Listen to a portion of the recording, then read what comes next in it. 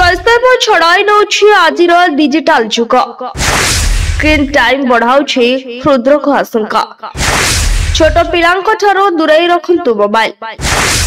जुग जेते आगौछि ए मानव समाज सेते कलुषित होउछि।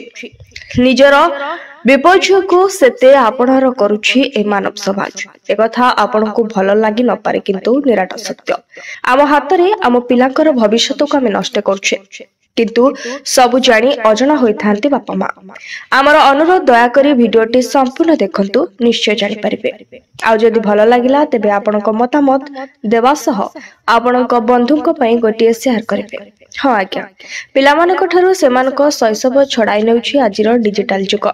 सते जेपरी सेमानक जीवन बंधा पड़िछि स्मार्टफोन, ऑनलाइन क्लास, गेमिंग ओ स्ट्रीमिंग रे।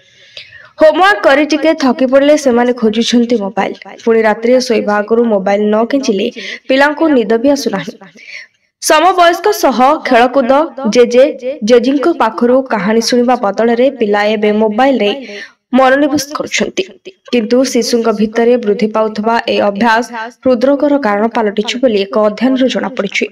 अमेरिकन हार्ट एसोसिएशन जर्नल रे प्रकाशित ए अध्ययन रो जणा पड़िछि जे मोबाइल केवल पिलामानक मानसिक स्तर रे नुहे बर शारीरिक भावे भी असुस्थ करि पकाउछि।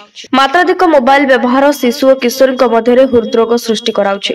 एहा केवल पाश्चात्यर समस्या नुहे, भारतीय शिशु और किशोर मध्य यार कबलित। ए अध्ययन गवेषक माने 1000 जोड़ी महिला और शिशु को पर्यवेक्षण परिभुक्त करथिले।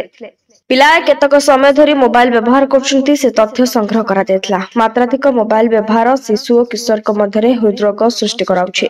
अन्यपक्षे 2 सप्ताह धरी सेमानक निद्रा और शारीरिक कार्यकलाप एक्सिलोमीटर जरिया रे निरीक्षण करा जायतला।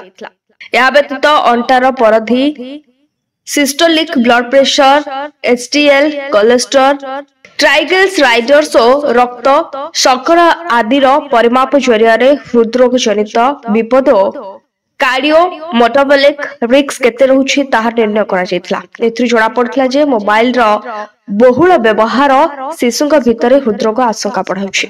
एक अध्ययन जणा पड़िछि प्रत्येक दिन घंटा घंटा मोबाइल व्यवहार शिशुंक मध्यरे प्राय 0.8 मानक विच्युत एवं किशोर मानक मध्यरे 0.13 कार्डियो मेटाबॉलिक समस्या सृष्टि करछि। निद्राहीनता और निद्रा विशृंखलता मध्य हृदरोग आशंका वृद्धि करछि। स्वल्प किंबा विलंबित शयन अभ्यास रखिथिबा पिलांक मध्यरे ए विपद अधिक।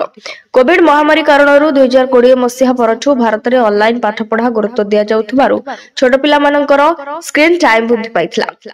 वर्धित मोबाइल निर्भरशीलता कारणरू निद्राहीनता, मेदबहुलता, इन्सुलिन प्रतिरोध भली कार्डियो मेटाबॉलिक समस्या मध्य शिशुंक ठारे वृद्धि पाउछि बोली गवेषक माने जणैबाक पाइछन्ति।